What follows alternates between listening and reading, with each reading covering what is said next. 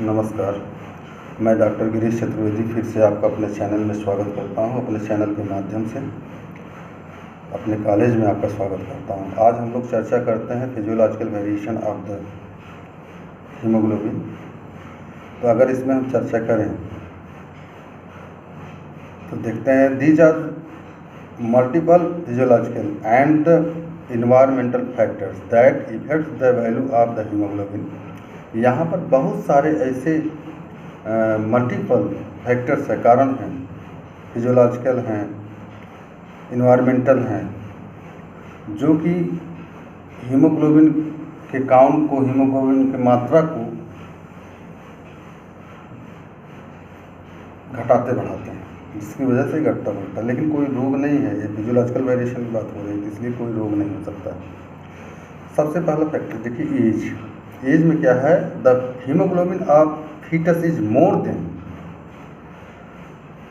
Adult. Adult की अपेक्षा foetus में हीमोग्लोबिन की मात्रा ज़्यादा होती है।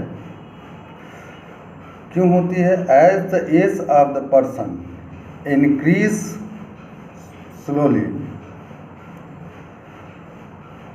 The haemoglobin value falls slowly. जैसे जैसे उम्र बढ़ती जाती है, धीरे धीरे हीमोग्लोबिन की वैल्यू धीरे धीरे कम हो जाती है। कम हो जाती है, क्यों कम हो जाती है? Due to the transformation of red bone marrow into the non-active yellow fibers bone marrow, which do not produce red blood cell। जब व्यक्ति धीरे धीरे उम्र बढ़ती जाती है तो बोन मैरो का ट्रांसफॉर्मेशन होने लगता है, जिसकी वजह से इरिथ्रोपोइसिस का रेट घट जाता है। इरिथ्रोपोइसिस आप जानते हैं, मुझे पता है, formation of the erythrocyte is called erythropoiesis.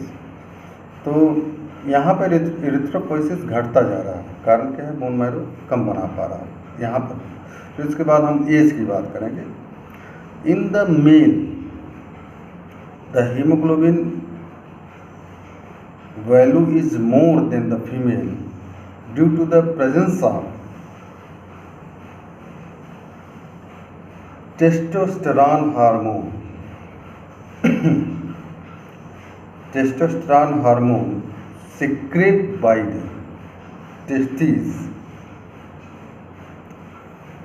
और अगर इसको और बढ़िया से समझ लीजिए पहले, उसके बाद आगे बढ़ते हैं। जो पुरुष होता है उसमें इसकी मात्रा, मतलब हीमोग्लोबिन की मात्रा थोड़ा ज़्यादा होती है, कारण महिलाओं की अपेक्षा। कारण क्या है? जो टेस्टोस्टेरॉन हार्मोन है, जो कि टेस्टिस के द्वारा स्रावित होता है, उसी की वजह से पुरुष में यह ज़्यादा होता है, क्योंकि टेस्टोस्टेरॉन जो है स्टिमुलेट करता है इरिथ्रोपोइसिस को। But in case of the female it is not present. यह जो है फीमेल में प्रेजेंट नहीं होता है। And two female hormones oestrogen and progesterone is present in the female, it is depressed the bone marrow। दो महिलाओं के हार्मोन जो होते हैं वो महिलाओं में प्रेजेंट ही हैं, एस्ट्रोजन और प्रोजेस्टेरॉन, जिसकी वजह से बोन मैरो डिप्रेस्ड हो जाता है और महिलाओं में हीमोग्लोबिन की मात्रा कम हो जाती है। ठीक है। अब इसमें diurnal variation. In the early morning the haemoglobin value is less than the evening, late evening या लेट नाइट। ऐसा क्यों?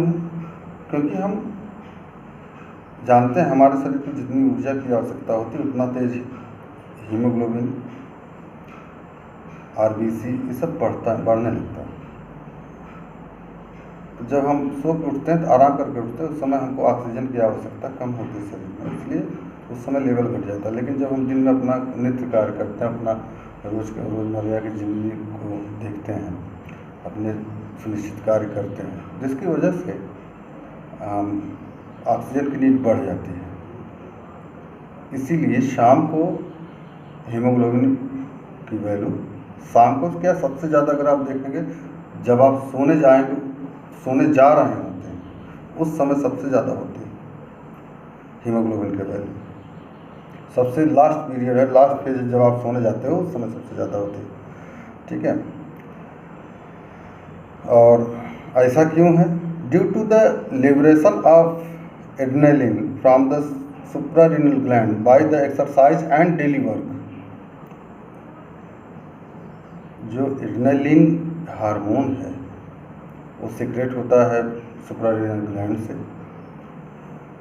जब आप कोई भी कार्य करते हैं इसी की वजह से ये बढ़ जाता है। हम सोचिए इसको बता दें जिससे आप भूल न जाएं, एक एक पॉइंट आपको याद रहे। आप कोशिश करिए सब चीज़ें याद करके समझ करके आप आगे बढ़ते रहें, हर वीडियो को बढ़िया से देखते रहें। फिर इसके बाद exercise. After the muscular exercise the haemoglobin concentration is increased. जब हम एक्सरसाइज करते हैं जहाँ पे आरबीसी बढ़ा, देखिए एक और ख़ास चीज़ रिलेशन आपको बता रहे हैं, जहाँ पे आरबीसी बढ़ रहा है वहाँ पे लगभग हीमोग्लोबिन का भी लेवल बढ़ रहा है। तो जब हम एक्सरसाइज वगैरह करेंगे तो हीमोग्लोबिन का कंसंट्रेशन हमारे शरीर में बढ़ जाता है।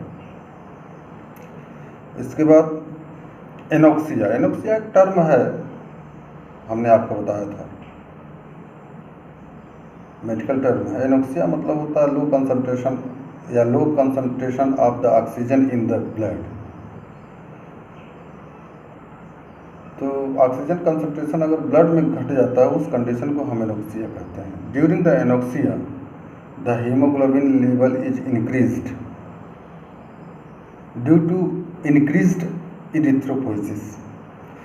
जब एनोक्सिया होता है उस समय हीमोग्लोबिन का लेवल ऊपर चला जाता है, बढ़ जाता है, क्योंकि आरबीसी का प्रोडक्शन हमारे बोन मैरो में बढ़ जाता है, इसी वजह से ये इंक्रीज्ड हो जाता है। यह बहुत ही महत्वपूर्ण है। इसके बाद अगर हम बात करें थोड़ा सा एक दो चीज़ और देख लें तो एकदम आरबीसी जैसा ही है, पूरा आरबीसी जैसा है। और टेम्परेचर इंक्रीज इन टेम्परेचर, जहाँ पे टेम्परेचर इंक्रीज होता है causes slightly increase the haemoglobin value. जहाँ पे टेम्परेचर इंक्रीज हो वहाँ पे हल्का सा ए भी बढ़ जाता है। एटमॉस्फेरिक प्रेशर अगर देखेंगे, increased atmospheric pressure as in the mines causes decreased in haemoglobin due to the less RBC formation. जहाँ पर एटमॉस्फेरिक प्रेशर बढ़ता है वहाँ पर एक घट जाता है अक्सर, क्योंकि आरबीसी का फॉर्मेशन वहाँ पर घट जाता है। फिर इसके बाद after therapy of the certain hormone, जिसमें ACTH, एड्रेनलिन, ग्रोथ हार्मोन्स और ये जो हार्मोन्स की थेरेपी है, इनकी वजह से हीमोग्लोबिन कंसंट्रेशन इंक्रीज हो जाता है। मेंस्ट्रुएशन, बिफोर मेंस्ट्रुएशन आप समझते होंगे, period in the female. Before menstruation there is increased in haemoglobin value, then after menstruation. यहाँ पर before menstruation there is increase माने पीरियड के पहले इंक्रीज्ड है और पीरियड के बाद डिक्रीज्ड है, ठीक है। अब pregnancy, in the early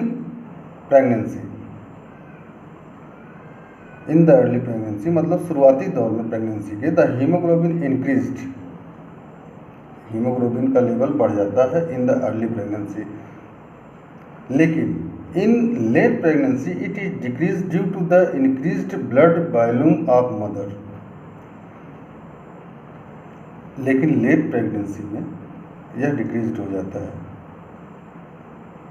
due to increased blood volume of mother, यहाँ पे ब्लड वॉल्यूम बढ़ रहा है मदर का, लेकिन एक चीज़ और ख़ास चीज़ है, जब बच्चे की फीटस की नीड भी बढ़ रही है, फीटस की नीड जब बढ़ जाती है तो माँ के ब्लड को खुद खींच लेगा, उसके बोन्स का और शरीर में पार्ट्स का विकास होना शुरू होगा। जैसे जैसे बढ़ता जाएगा उसकी आवश्यकताएं बढ़ती जाएंगी, इसीलिए लेट प्रेगनेंसी में एचबी लेवल डाउन हो जाता है। आज की वीडियो में सिर्फ इतना ही, और नेक्स्ट वीडियो का इंतज़ार करिए। हम कोशिश कर रहे हैं आपको और बढ़िया से कुछ समझा पाएँ। थैंक्स, नमस्कार।